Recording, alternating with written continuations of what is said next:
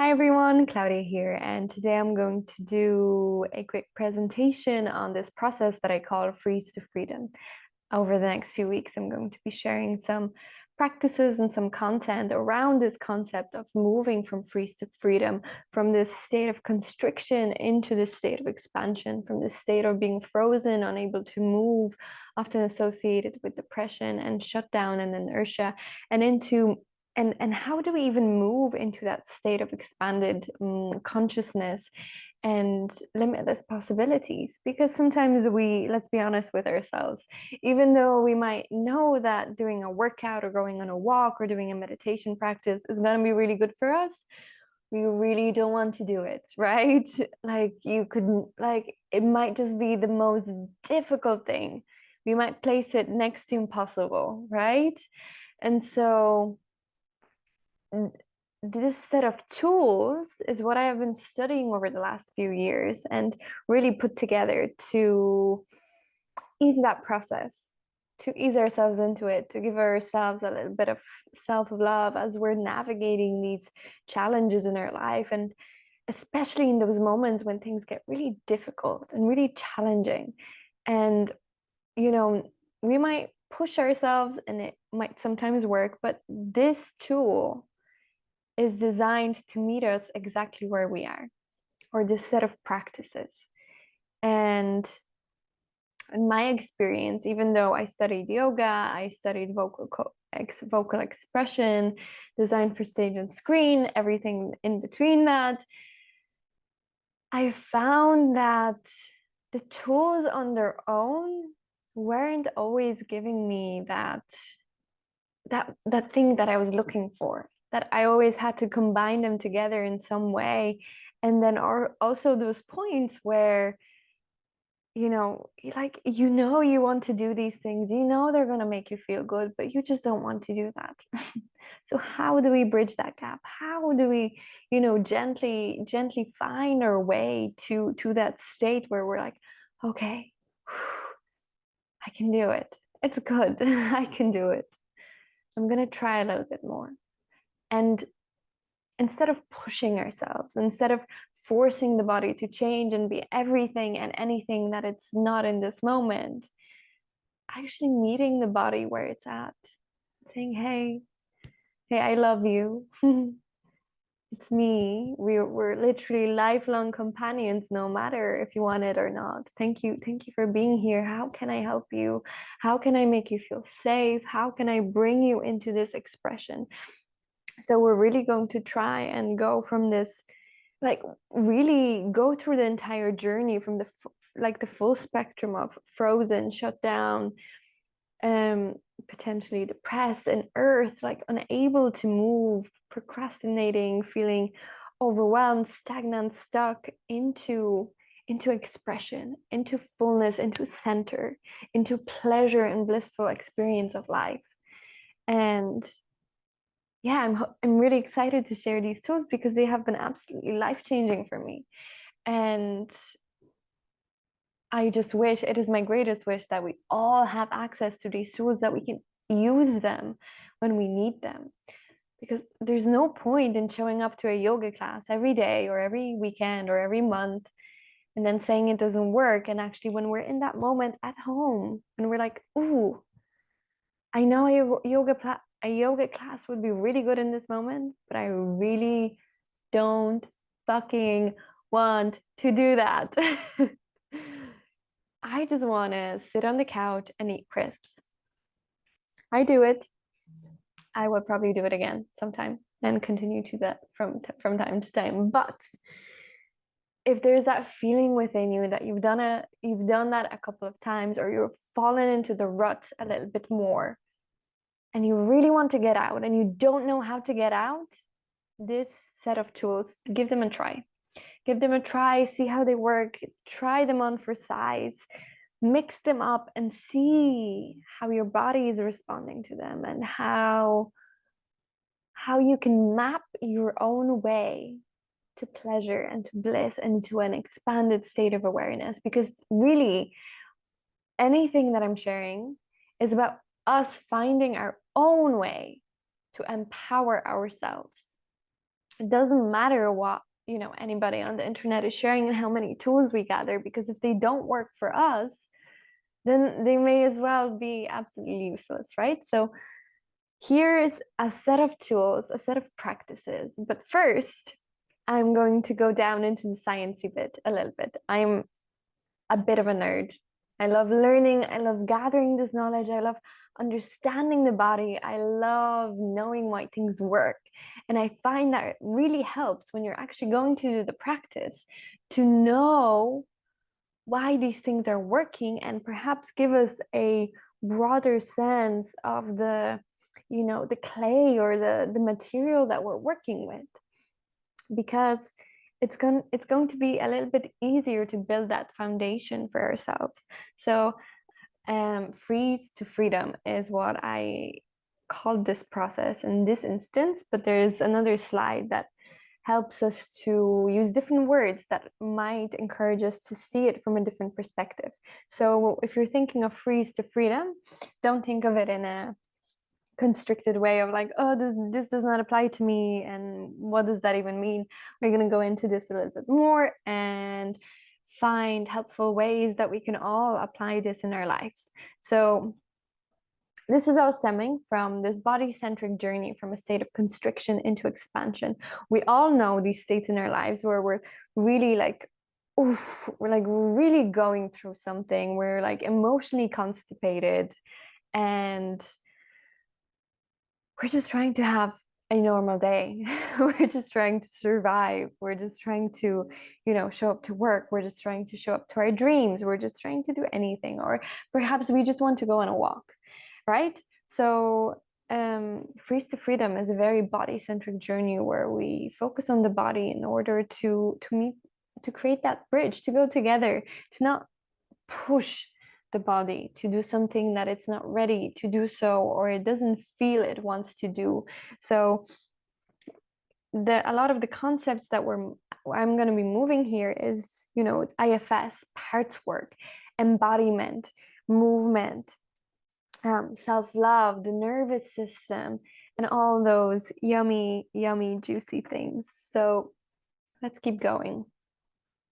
And I love this quote. So, you know, and the day came when the risk to remain tight in a bud was more painful than the risk it took to blossom. And it really rings true for me, especially because the day that I was able to move a little bit beyond this state of depression or freeze or inertia was the day where I was just so fed up with feeling like shit that I was just like, I can't, you know, keep hitting this place over and over and over again. And so it really began this journey for me. And it also speaks really beautifully to this idea of the bud, of the budding flower. And nature has this really potent medicine for us when we have time to observe it. That imagine this beautiful seed that grew from the earth and all the way through the dark earth, through all the seasons, to eventually blossom into a tree, into a plant, and with this like life force energy, like burst open into bloom, into flavor, into our fullness, into our, you know, most glorious, most expanded, most exotic and fragrant state. And when we're in that closed state, we're not perhaps showing all of our dimensions, we're not showing all of our flavors, all of our colors. And every single one of us, I believe, is an artist of our own lives, and we have the capacity to co-create with life. So, you know, we all deserve to be in this open and floral state where we get to share our gifts, where we get to share our heart, where we get to trust life and actually be held in that. And so, yeah, let's keep going. What we're going to be talking about today is, so what actually is freeze and freedom? why this matters, when to use this process, how you can perhaps fit it into your life or gain a deeper understanding, why it matters to me. I'm going to be weaving that one actually through the whole process, and I already talked about it a little bit. So, you know, let's keep it going. And what we can do about it. So here we're going to be focusing primarily on the nervous system and understanding how that works. Then I'm going to be dropping into the workshop element and the actual workshop. It's actually happening tonight in the evening, but I will be hoping to do them at least once a month. And they're also available to work with me one-to-one, individually, to really curate this process and to hone in on our own individual blocks. So I'll speak a bit about that more at the end. But for now, I'm gonna move. What is freeze? So freeze is quite literally what it sounds like. It's the state of shutdown, inner collapse, calcification, petrification, void, where we're quite literally, a lot of the times, even our bodies take on the shape of like, okay, my head is down, my eyes are low, I have a difficult time making eye contact, and in general, life feels very constricting. It's like there's a pressure that's trying to press down on us, and we're just trying to survive. So the markers of this can often be disassociation, emotional numbness, disconnection between body and feelings. We might feel like we're floating in space and we don't quite know what's going on. We might feel emptiness, low energy, our body might be flaccid, or we might find it really difficult to take an action, to make a move, to do anything at all, like going to the bathroom or going on a walk.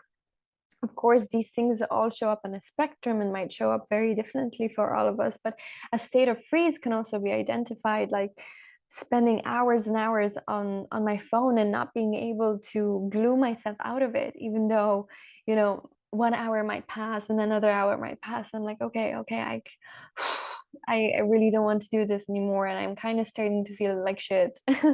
And trying to really like unstick yourself from that. So yeah, feeling hazy, foggy, having a little bit of a memory loss, depression, or feeling zoned out. So anything and everything that you understand as this state of frozenness, this inner collapse. So on the other hand, what is this state of freedom that we're talking about? So it's expansion, it's expression, it's liberation, it's bliss, it's pleasure, and it's aliveness.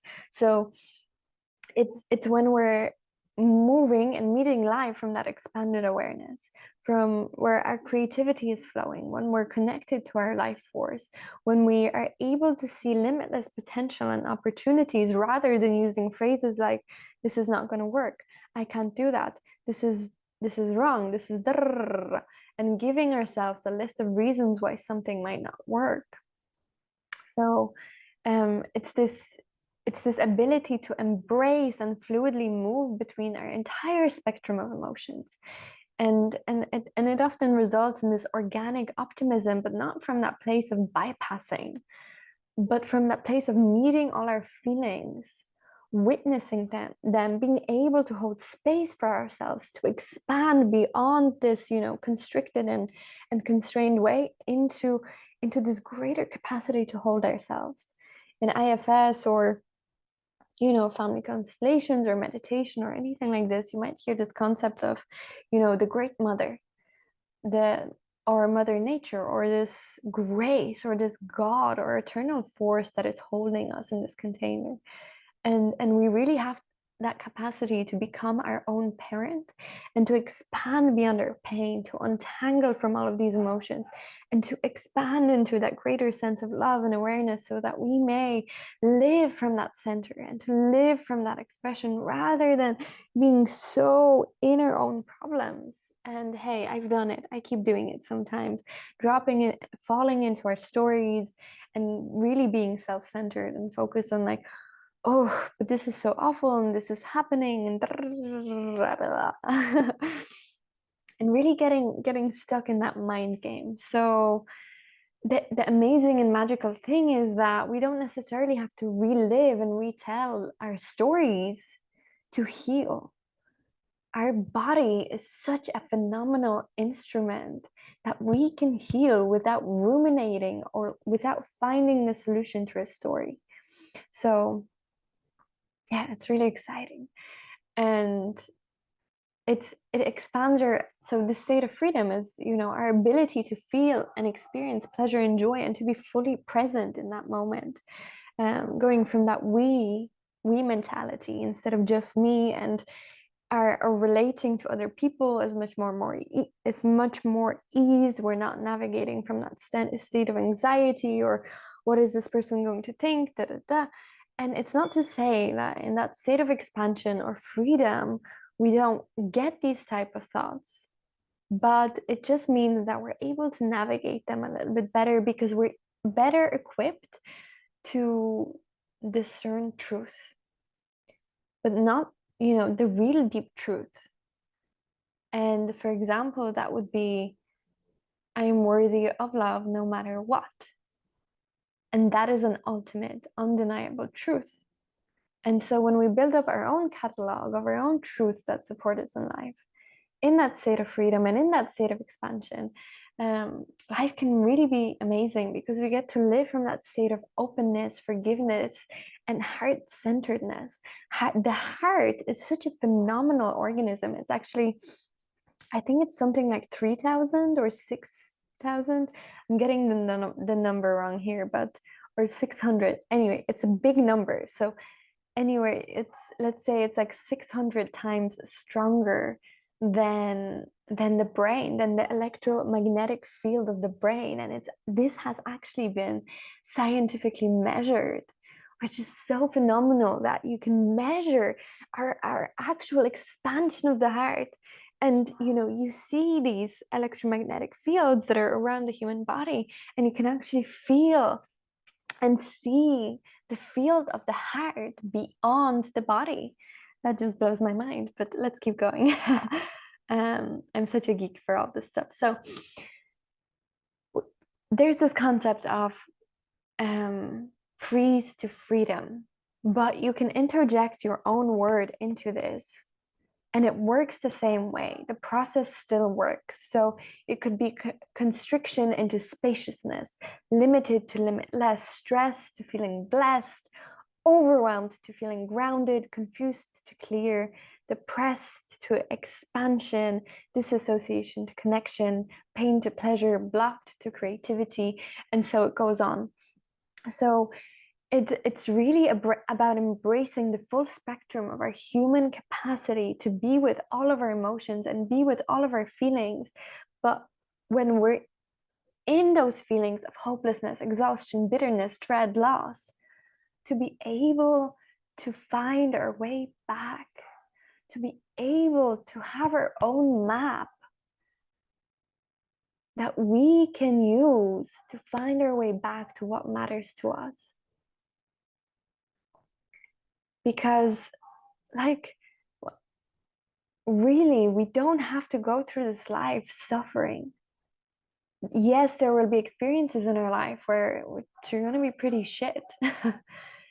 And we get to choose and navigate and experiment and play with how we respond to them. But very often, suffering is a choice. And I know this from personal experience because my mind used to be my worst enemy.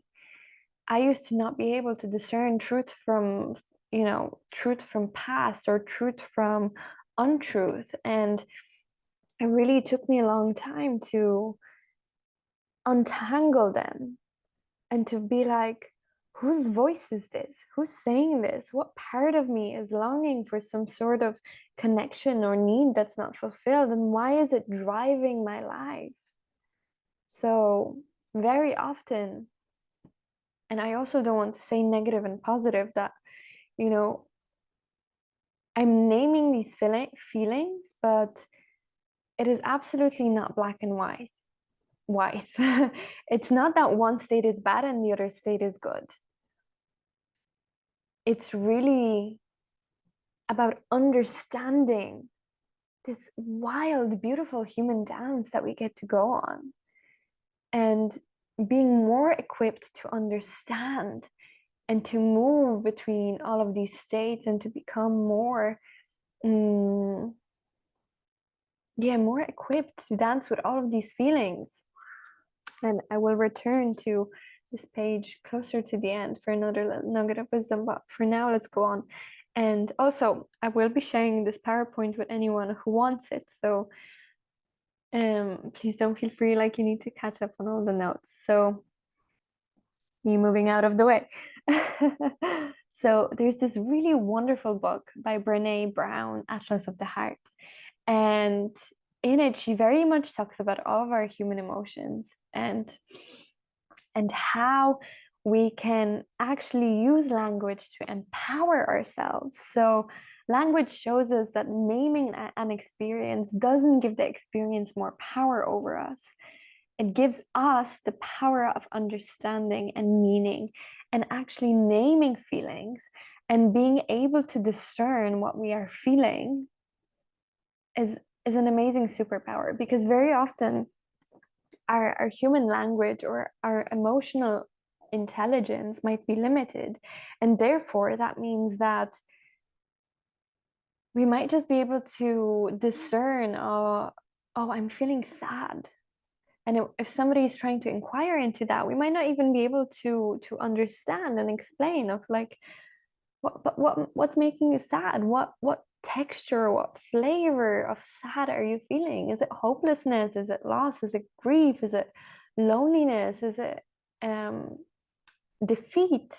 Is it disassociation? Is it numbness? Like, empowering ourselves to understand and to explore and to experience and to be with our entire spectrum of humanness has so much medicine, because at every single point we get to discover ourselves, we get to meet ourselves anew over and over and over, and to learn to hold ourselves and be with each other. So okay. I didn't think this through. I didn't think that I would be in the way of all of these things. So we have the basic pain scale, and we can think of it as going from 0 to 10. So 0 being no pain, and worst possible pain being at 10. So often if we go to the doctor or anything like that, or if we've ever had an injury, the doctor at the hospital might ask us, okay, what's your pain scale? Is it 0 to 10? So if you're ever stuck, or if you're ever going through an experience, it might be really helpful for you to just be like, okay, where am I on this scale? 0 to 10. How am I hurting? Where am I hurting? What is the texture that I'm experiencing? And here is the nervous system key, that it's really this double-sided scale. So our nervous system is not this like one size fits all. It's actually really flexible in that it offers us the hyper arousal and the hypo arousal. So it just means that on one side we have that freeze, and on the other we have that anxiety and stress. I'll explain this a little bit more, but my key takeaway for you here is, this nervous system piece. So if you don't take anything else from this presentation, take this one, that our ability to map or where we are and then identify which nervous system state we are in is a superpower, and awareness is the first step to change. So now this explains this a little bit more. So our nervous system, we're talking about freeze, which is more on this side.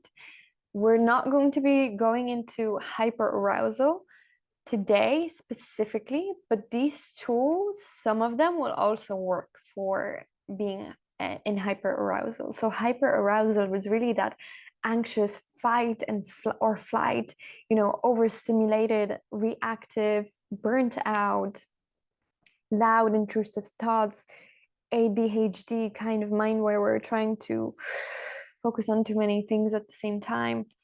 And then on the other end, You have the hyperarousal zone, which is that frozen absence of sensation, lack of emotion, foggy, spacey, lack of concentration, and reduced movement. So remember this, that the nervous system is really operating on this dual scale, and our ability to meet all of our humanness is our ability to dance between these both scales. And it's not to say that these scales are bad, they're survival mechanisms, and to understand them more deeply, we befriend our body and we learn how the body communicates with us. And when we learn how the body communicates with us, we're able to better love ourselves, to better meet ourselves. So in the nervous system, there's this concept of the window of tolerance. So this can be defined as our optimal functioning, where growth happens. You feel it like you can deal with life's ups and downs, and it's the ideal place to be. So here's just a different visual representation of what this can look like. So you have the window of tolerance in the middle. It means you're grounded, you're flexible, you're open, you're curious, you're present, you're able to emotionally self-regulate, and you're just dancing through this whole experience. And when we're falling down, when we're shutting down, when we're collapsing, it's when we go into hypoarousal. And on the other end, it's that coffee, hyper energy, anxiety, anger, overwhelm, hypervigilance, fight or flight, and it becomes chaotic. So it's this dance for the freeze to freedom journey. We're more so focusing on that movement from depression and hyperarousal into that mid state, but also learning to expand our nervous system and to expand our window of tolerance so that we can meet all of us no matter where we are, and to try and find bliss no matter where we are on the spectrum. So, oops. Oh no, I'm blocking this again. Oh well, we keep going. So it's really about what I really loved when I was researching this and trying to put this PowerPoint together is this concept of the river. You have the river in the middle and you're just floating on by. But if you're hitting against the banks, or if you're trying to grasp the bank, and you're imagining the river as the river of life, this river of flow, an easeful flow where you don't have to do so much, then you can imagine how trying to escape that river or going against the flow can feel a little bit more challenging. So how questions we might ask that could be empowering is, how big is our river of tolerance? Are there any boulders or blocks in the river? So family constellations talks about this concept of boulders or blocks in the river that are stopping the flow of love. So this concept comes from imagining the family tree where we are in the middle, our parents are here, then their grandparents, and the whole tree goes. So in family constellations, you have this idea that love flows from all of those generations. And if there's a block, if there's a secret, if there's some constriction along the family line, love has a more difficult or more challenging time to flow down. And yeah, it's about dissolving or meeting those blocks in the river, so we don't have to keep hitting against that block. And yeah, having a little bit of an inquiry into where do you feel you are in the river. Are you in the middle? Are you flowing with what is? Are you clinging to the bank? Are you trying to run alongside the river? Are you chasing the river, trying to just catch up with it and always feeling like you're on the run? Or are you running away from a cheetah somewhere on the banks of the river, where you can just jump onto your boat, onto your sick ass boat in the middle of the stream? And of course, these are very simplified terms that I'm trying to go on, but I hope you're sticking with me, to help you illustrate and to visualize where in the river am I, and also thinking about this concept of how much of yourself do you feel you can hold? Do you feel you can hold all of your emotions, your entire human spectrum, your entire capacity? Or is there any feelings or experiences that are off bounds? They're a big no-no because they're, they're too murky, they're too deep in the river. And moving on from that, the freeze to freedom process, which I love incorporating into my life as a creative being and as a person who has suffered a lot of depression and not understanding of like what's so great about life and like feeling hopelessness, and even when I was feeling good, still feeling that like, okay, I get it, the point of living is to live, but it also kind of feels like shit and I don't want to. I'm cursing a lot today. Spicy weather. Anyway, so the concept of moving from freeze to freedom is really about going from that state of depression, frozenness, constriction into that freedom zone. So initially our freedom zone might be very small. It might be in our window of tolerance of 1 to 1 or 2 to 2. Or perhaps here we're at 2 and here we're at 1. So really meeting ourselves where we're at and not trying to like be all over the place. And this concept of meeting our edges is really meeting our edges of the window of tolerance, right? So understanding that meeting our edges and moving beyond our comfort zone doesn't always have to be this huge dilemma and this huge deal. Exercising, for example, is a big is a really good idea of how we can meet discomfort and how we can meet beyond that edge. That initially we have to build this muscle of working out and keep pushing our edge, being like, okay, I'm building my strength, I'm expanding, I'm meeting my edge. And also understanding that on the other end, we're talking about freeze to freedom, and on the other end, we have the hyper arousal.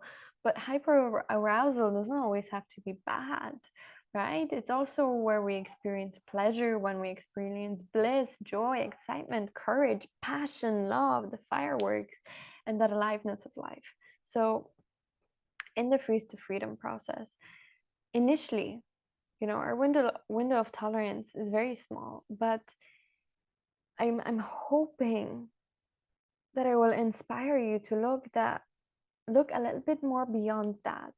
And as we're slowly massaging ourselves to, beyond these edges, to understand that we can find freedom in the entire spectrum of being a human, in the entire spectrum of meeting life. And initially it might be really challenging and difficult to think of like, okay, how can I find freedom in depression? How can I find freedom and bliss and feeling loneliness? And yes, those are really those can be really challenging concepts, but finding that shred of aliveness and understanding that every single emotion that we experience on this planet is because we are born here. It's because we are human. It's because we get to have this human experience. And changing the scenario a little bit, that whether we're beyond our window of tolerance, whether in freeze or whether we're in anxiety, trying to change the script a little bit, that it doesn't mean that it's bad. What if it's exciting because we get to meet a new part of ourselves and we get to experience this new flavor of being human, right? So we get to experience ourselves as being angry. Like, where does that live in my body? Ooh, is my chest getting hot? Am I feeling constricted? Am I feeling like I really want to tell this person to F off and get their S shit together? I'm trying not to curse, but hey, it's coming out. I think it's the weather. Hey, let's keep going. So the definition of freedom, which I found on Google, and I think it works, so let's talk about it. It's the state of not being imprisoned or enslaved. It's also the power or right to act, change, speak, or think as one wants. often associated with liberty and autonomy in the sense of giving oneself one's own laws.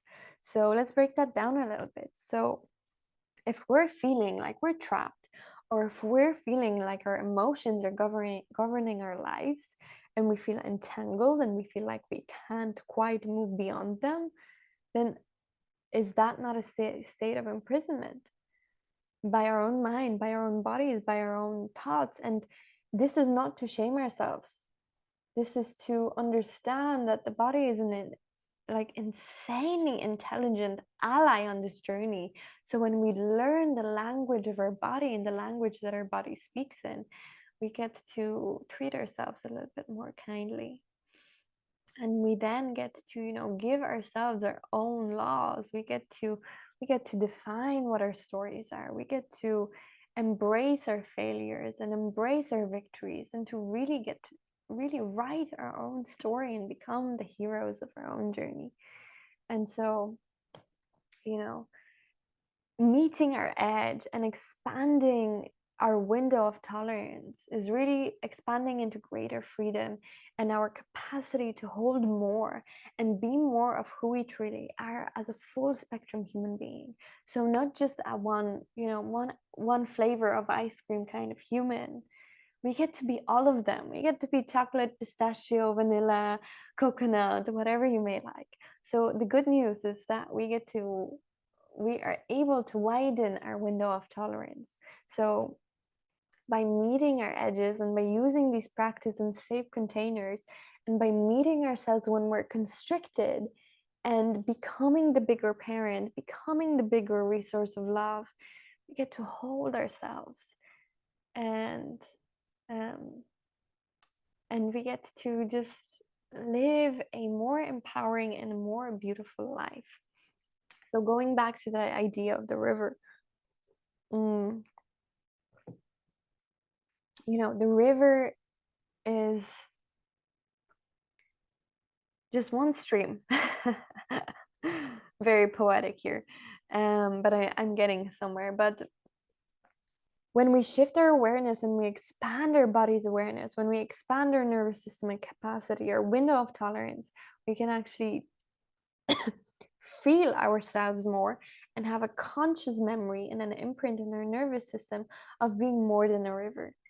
We get to feel ourselves as the entire ocean with its, changes, with its shifts, with its experiences. And through that, we get to hold more of ourselves. So how we use David Hawking's scale of consciousness to stop spiritual bypassing. Whenever we look at things through a hierarchy, there ends up being an aspect of bypassing that happens through that hierarchy because one thing is always better than another. When we look at the scale of consciousness right here, we can see that there's a hierarchy that goes up this, and there's numbers that separate individuals from the wholeness that they are. If we were to say that the top of this funnel was pure consciousness and full enlightenment, it means that everything else below it has separation. Now, this is not an actual fact. Everything inside of this has love, all the way up from enlightenment down to shame. When we think about shame, shame is love's cry for acceptance. When we think about guilt, guilt is love's cry for forgiveness. Grief and apathy, these are love's cry for remembrance. Fear, this is love's cry for safety. Desire is even love's cry for pleasure. So we can go up and down this entire hierarchy to understand that when we start to infuse love in any one of these things, and we understand this is just love crying out in individual stages, what we then do as humanity is we start wrapping our arms around individuals when we see them in these states. We infuse them with love, we wrap our arms around them, and then we help the polarization of opposites come together. This is how we use the scale of consciousness to avoid spiritual bypassing. We use our hearts, we use our love to then help elevate them, and then through that, everybody starts to move as an aspect of oneness in this Messianic consciousness. Thank you, and I love you. Mm-hmm. So yeah, so I really love that because, we're thinking of this concept of having an emotion. We're moving from freeze to freedom. So it means that for some reason we're constricted, we're feeling tension, we're feeling tight, and we can't, for some reason, move beyond that, or we're finding it very difficult.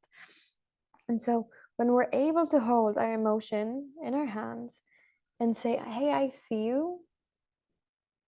I'm here, I see you, and no longer being identified with the emotion and no longer feeling the entire emotion, but letting it move through us and letting it, expand and be moved, and actually take that bird's eye view and have tools and ways that we can move beyond the emotion. So not sitting inside here, but actually being the person or the ocean or the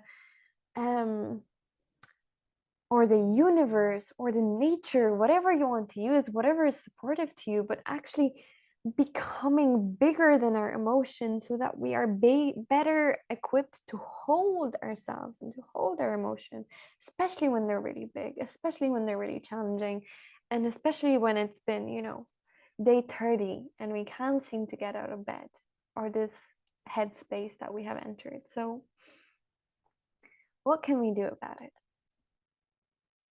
Breath, movement, and sound is the top 3 principles and qualities that we will be using in the Freeze to Freedom method. But if you can only remember one of them, or if you only have space for one of them, just remember that energy wants to move. Our emotions are energetic currents, and remember your breath as an anchor. It will help you to surf the wave. So if you're not a movement person, if you're not a sounding person, if you're just trying to grasp any of these concepts, just remember the breath. The breath, the breath, the breath will always be your anchor no matter what is happening in your life. If you just feel this fuzziness in your head, go outside, breathe, and pause and press pause on the mind for a moment. There's so many amazing free guided breathwork practices online that that anyone can dip into. Nadi Shodhana, alternate nostril breathing, or if we feel that we might need more energy, something that might be more supporting is the Kapalapathy, so the breath of fire pranayama.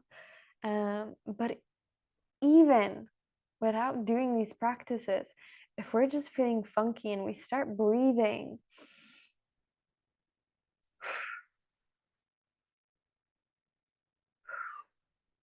letting that energy move on that exhale, our quality of mind begins to change.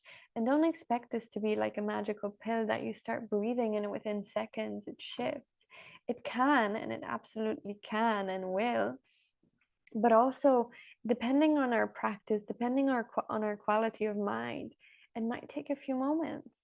Keep breathing, use it as your anchor. There's a reason that I called it an anchor, because when you hold on to it, when you fully come back to the breath is only in the present moment. It's neither in the past or the future. So using it as an anchor to the present moment and moving from our head into our body to focus on our breath, it's gonna do some wonders. So now, talking about this Freeze to Freedom practice and all this stuff, what does that even mean? So this is just a very rough draft of what the Freeze to Freedom practice might look like. So it's changing. It's very difficult to put times and definite movements on it or concepts, but they all navigate around this breath, movement, sound experience, and going from that constricted state into that expanded state, but doing so very slowly. So it's body centric. It's meeting ourselves where we are at and slowly massaging ourselves to open a little bit more so that we become the safety and the protection that we were always longing for, that we're not pushing the body to do what it doesn't want to do, but we're actually meeting ourselves where we are at. So the first step of the Freeze to Freedom practice in my experience is really just being, noticing and becoming aware. So stopping and saying, okay, where am I on the pain scale? Something's funky, something's going on. I don't quite know why I'm so overwhelmed and confused. What's going on? Can I just stop for a moment and identify and start breathing? So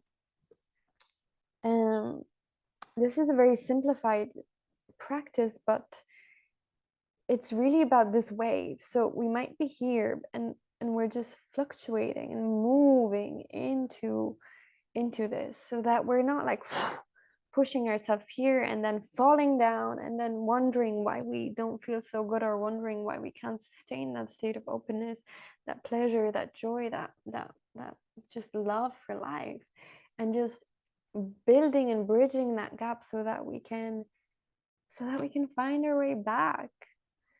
I'm sure you've all had experiences where you've just had such a wonderful, experience, whether it's with a friend, or you managed to laugh in a long time, or you ate a delicious meal, or you saw that glimpse, that spark, and then it goes away. And that can be a real bummer, really, because it feels like it might never come back. And it feels like we're just stuck in our present day reality, but um we get to alchemize and transition from where we are on the scale, on the spectrum, and build our own new foundations. If we've had experiences in our lives where our foundations might not have been so good, we get to be those grown-ups and those adults who give ourselves what we didn't get, and to build those healthy foundations. So the first step of the Freeze to Freedom practice is to actually noticing and becoming aware, to really hold ourselves, to stop the breathe, to invite movement. So it is tapping, it is slowly moving our fingers. It's like we're waking up, giving ourselves a little stretch, and meeting ourselves exactly where we are. Like when we're in that frozen state, it might be really difficult to come out of it from time to time. So remembering the breath is already energizing us. And whenever we're going through a funky period or state, we might notice that our breath pattern shifts. Our breaths become shallow and short. So when we automatically deepen the breath, we're energizing the body and introducing a little bit more oxygen and a little bit more energy. So the whole practice is also about gradually increasing the energy that we hold in our bodies. So the second part of the practice is welcoming. It's tapping, it's sighing, letting go of some of that heaviness, and beginning to energize the body. So we might rub our heart space, we might rub our solar plexus, we might tap our lymph so that our blood starts moving, our circulation, and slowly waking ourselves up. And this might work whether we're trying to go on a workout, whether we're just trying to go make a sandwich, whether we're wanting to go do anything, whether we're feeling discouraged with our dreams and we just need to come back to the truth, to the center, into the body. So then we move into expansion. This is bringing even more energy into the body. So beginning to shake, this might be a standing practice, this might be a free moving practice. We're awakening our inner fire, so we can use louder sounds, bigger gestures, bigger movements, more energetic movements. We can stomp, we can sound, we can make noises, we can go blah blah blah blah blah, blah. We can be blabbing. The point here is that we're, from being to welcoming, we're expanding, and we're widening ourselves, not just be focusing on our experience of freeze, but we're actually taking back that our responsibility to say, hey, I get to decide and I get to move beyond this frozen state, this joy and sorrow. There's a really beautiful poem, I think it's by Khalid something. It's joy and sorrow. It's really beautiful. It's basically talking about this concept that joy and sorrow exist on the same coin, and we just have to flip them. It's easier said than done, right?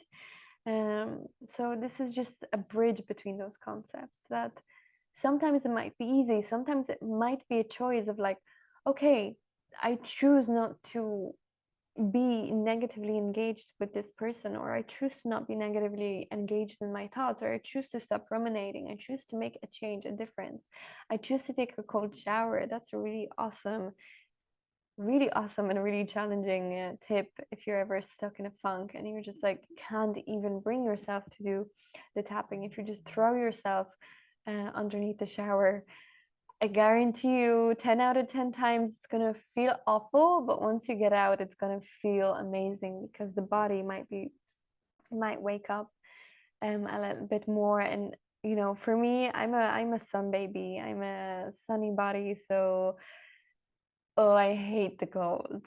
But I still do it. Like my hands used to be so cold. I used to be, you know, a very cold person in general until I started doing these practices. Um, and and integrating a little bit more of the cold shower into my experience, because I was like, am I afraid of some cold water? How can I find and experience this joy that people are having from this cold water experience? And for me, the greatest moment still is not the fact that I'm in the water, it's the fact that I get to at some stage come out of the water and I get to yeah, just not be in this freezing cold water. But it's really fascinating if you look into the science of why cold water experiences work. So yeah, we then go into expansion. So it could be shaking, could be ecstatic dance, it could be kundalini yoga, and just invigorating ourselves. So it could be a more intense breathwork practice. There's really amazing free breathwork practices from Wim Hof, from some Soma breathing method, or as I mentioned before, Kapalapathy, breath of fire. Where and you know, we get to find our own map, we get to choose what we want to do, and then the final state is really being in that state of openness and deciding what we want to do with that energy. So being in that state of bliss, pleasure, joy, and actually reprogramming our mind and our system to feel more of that, to be more of that, and to allow ourselves to feel that. In my experience, very very often it was, you know, more challenging to integrate experiences of joy and pleasure rather than depression, because that's where it felt safe. I felt safe in that frozen state, and to give myself the permission to feel okay, to not be stressed, to be relaxed, was actually a much more challenging experience. So we're really, yeah, activating ourselves, activating our system, and expanding our consciousness. And by this stage, usually we should have a little bit more energy moving through our body. So yeah, checking in at the end of the practice of, okay, wow, that was an interesting journey. I just took myself from freeze to freedom in however long. Like I've done this practice sometimes in a really deep funk, and it took me 4 hours to achieve that state. And sometimes we might just be on step one of meeting ourselves, and then, okay, I can kind of deal with life now. Okay, what's the next best thing that I can do for myself? um and that's okay. Like it's not really about going from 1 to 4 and being like, okay, I've done it. But sometimes we might just be at 1, and that's okay, that's really cool. But to celebrate our capacity to become aware and to understand ourselves in that way is such a superpower. So as I mentioned, yeah, our ability to map where we are and identify which nervous system state we are in is absolutely super awesome. And that awareness is the first step to change. If we don't know that something is wrong with us, or if we're not longing for um, something different or a different state to change, or we don't even have that blueprint of what that might feel like, it's very difficult to move beyond that glass ceiling that we've placed on ourselves. But when we inquire of like, oh, how deep does my joy go? Can I only experience this much joy, or is there something more? How can I open more into that experience of life? um Oops. The another tip is that energy wants to move. Our emotions are energy currents, and remember your breath is anchored will help you to surf the waves. Breath, breath, breath. When all else fails, when you're in bed, when you're out on a walk, when somebody triggers you, when something bad happens to you, breathe. Notice your breath, notice the pattern of your breath, and just consciously begin to slow down your breathing. There's also the super trick called the parasympathetic sigh or the nervous system sigh. Animals also do it after they've been in a state of stress or fight or flight. They take a double inhale through the nose and an exhale through the mouth. So it looks something like this.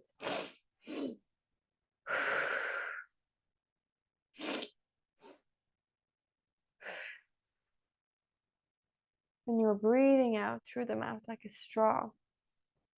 It's a really awesome tool.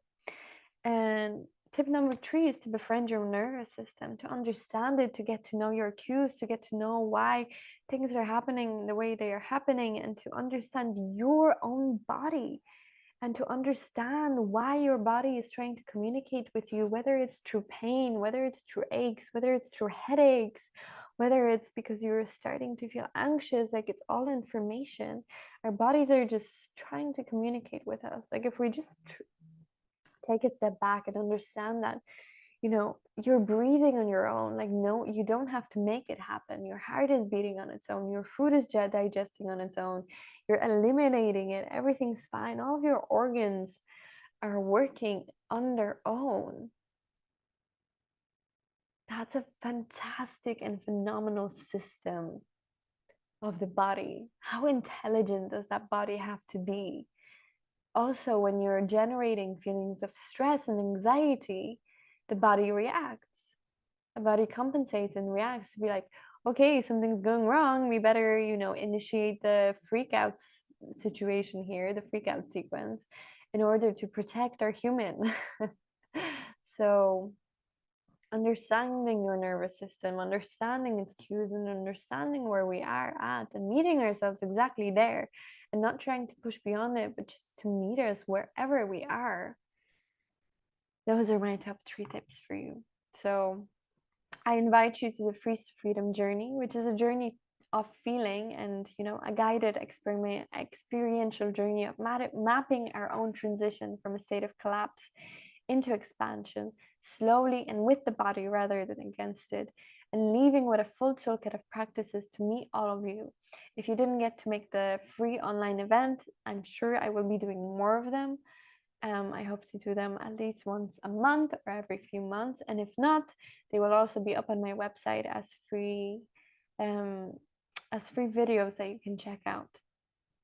So join me wherever you are, whether you're joining for a one-to-one, whether you're joining a workshop in person or online, or whether you're just tuning into the online space, whenever into the recording afterwards.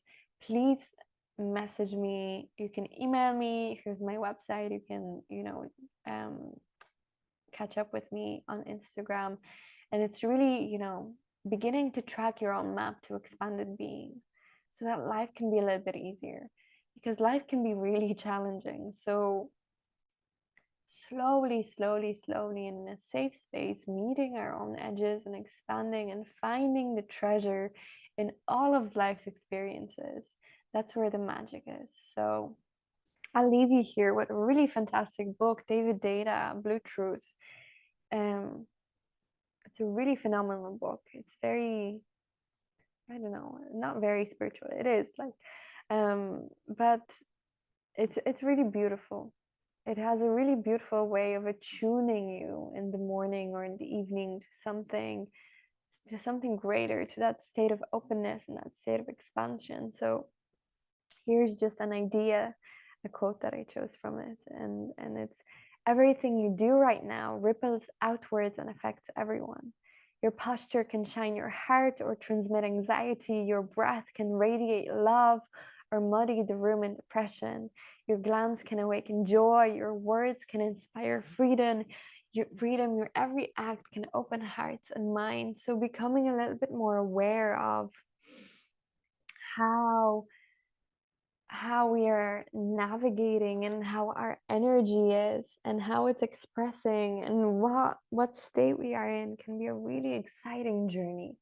And even though it might sound overwhelming and being like, oh, there's so much, oh my god, but taking power back from that thought as well, and saying, but I get to meet myself in all of these things, and I get to build a bridge, and I get to create my own map to that expanded way of living and being, with that open heart, open joy, awakened joy, radiating love, and meeting life.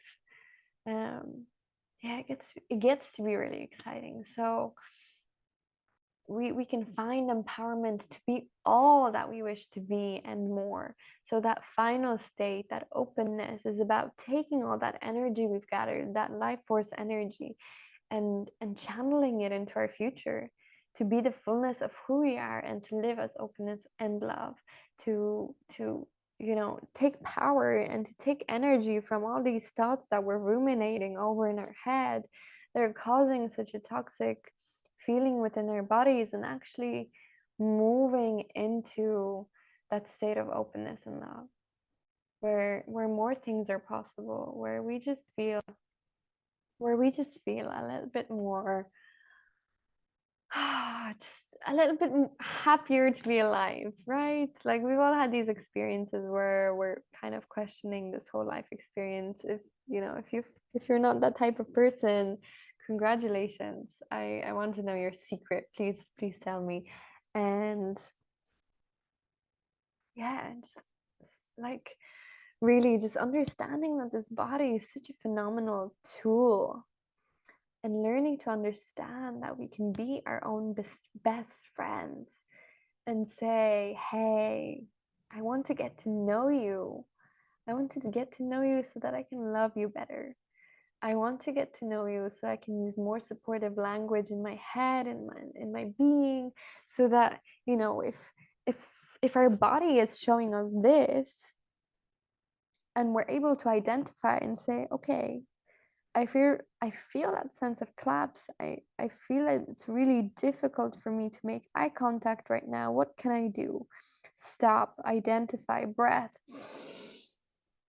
Okay, I want to have my chest open, like David said. I want to live that expanded state of awareness. This is somatics. Like, it really gets to be that easy, that we can acknowledge and fully embody that state of shutdown, or whatever we might be feeling.